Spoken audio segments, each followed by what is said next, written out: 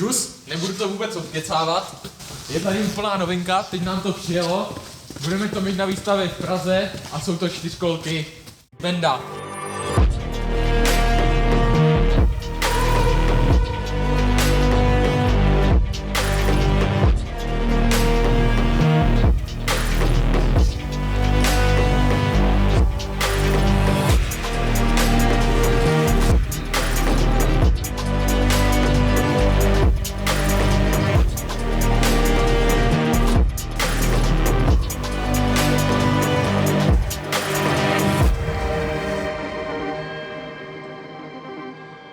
Jsou hned 4 verze, ale k těm máš za chvíli.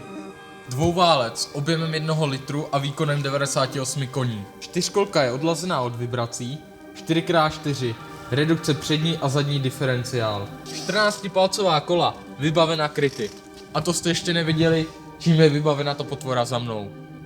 Základní verze je vybavena LCDčkem, ale prémiová už má TFT.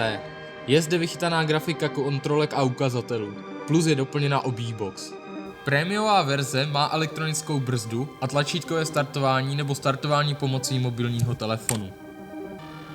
Premium a mat verze jsou vybaveny plně nastavitelnými tlumiči s extra velkým zdvihem. Všechny verze jsou vybaveny posilovačem řízení, který lze pohodlně nastavit ve 3 jízdních režimech. 4kolka je vybavena navijákem s tažnou silou 1600 kg. Vyhřívané rukověti nám zaručí pohodlnou jízdu v jakémkoliv počasí. Na středovém panelu najdeme řadičku, která nám zaručí bezpečnou jízdu a pohodlné řazení.